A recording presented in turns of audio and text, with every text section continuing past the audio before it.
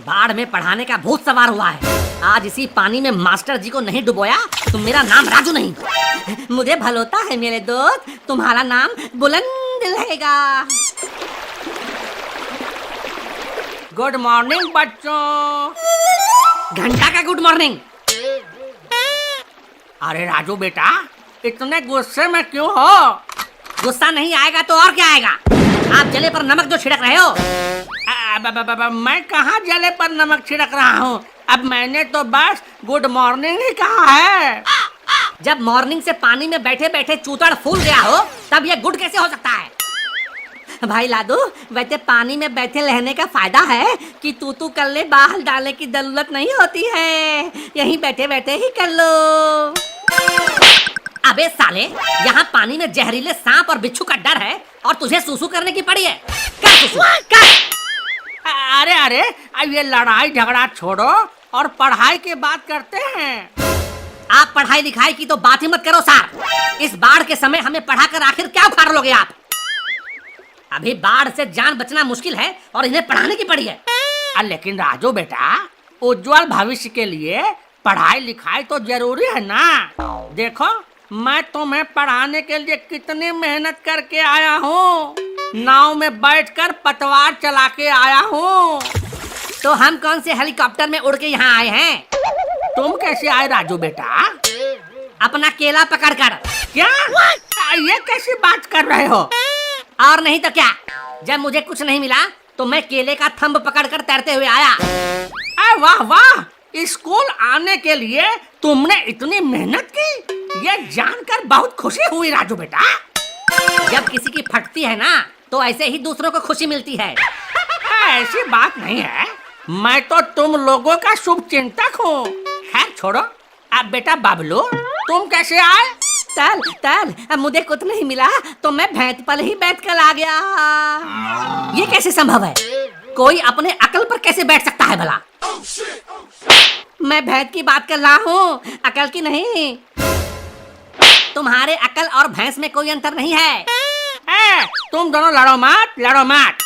अच्छा शीला बेटे, तुम कैसे आई? सर, मैंने तो अपने गुब्बारे में हवा भरी और उसी को पकड़ कर आ गई। हैं? लेकिन तुम्हारे गुब्बारे में हवा किसने भरी? मैंने खुद से हवा भरी थी। अच्छा शीला, जाते समय मैं तुम्हारे गुब्बारे में हवा भर दूंगा। हाँ? कोई जरूरत नहीं है, ये काम मैं खुद कर लूंगी, तुम अपनी सोचो। उसी का तो जुगाड़ लगा रहा हूँ।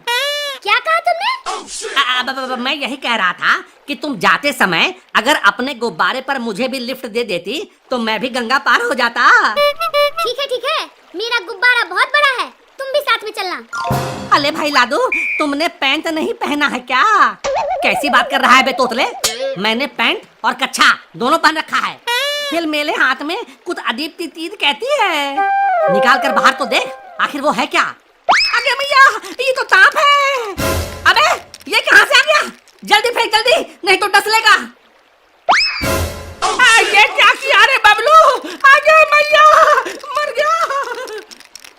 पानी में क्लास लोगे तो ये सब तो होगा ही। किसी के पैंट में सांप घुसेगा तो किसी में बिच्छू।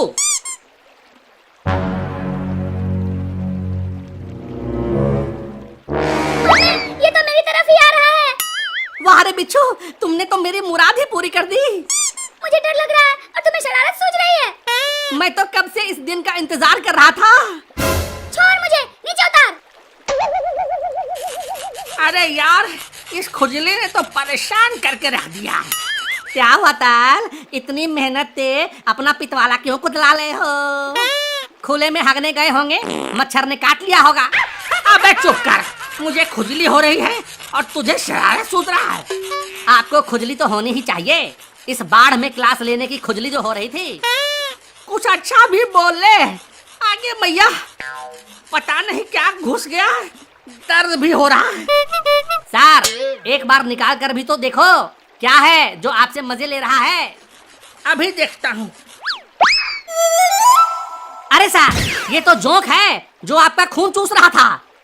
घर में बीवी कम थी क्या जो भगवान ने खून चूसने के लिए इस जोंक को भेज दिया?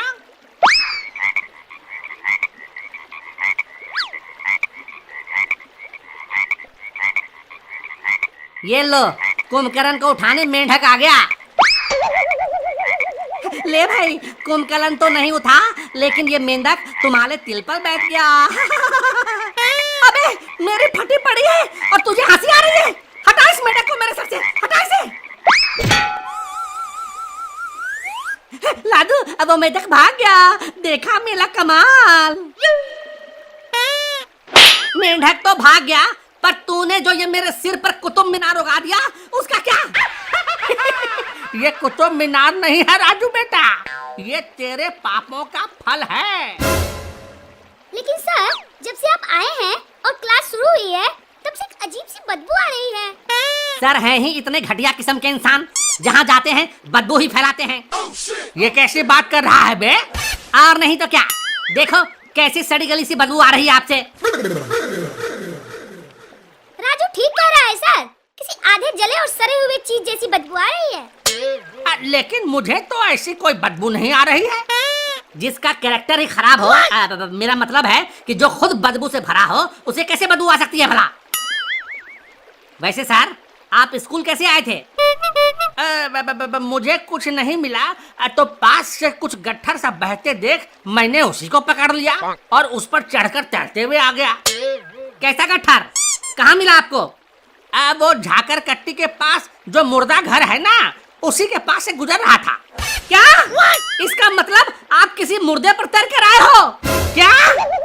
राजू ठीक कह रहा है सर, किसी आधे जले और सड़े हुए चीज जैसी बदबू आ रही है। क्या? इसका मतलब अब मैं अभी जिस गट्ठर पर बैठा हुआ हूँ, अब वो असल में एक अधजली लाश है। हाँ, अब तो आपको गंगा स्नान कराना पड़ेगा। हले लादू, अभी बाल के तमय तो हर जगह गंगा ही गंगा है। तल को यहीं स्नान करा देते हैं। तेरा टकला भले ही बंजर हो, लेकिन कभी कभी काम की बात कर ही लेता है। आओ सब मिलकर सर को शुद्ध करते हैं। हर हर गंगे, हर हर गंगे, हर हर गंगे।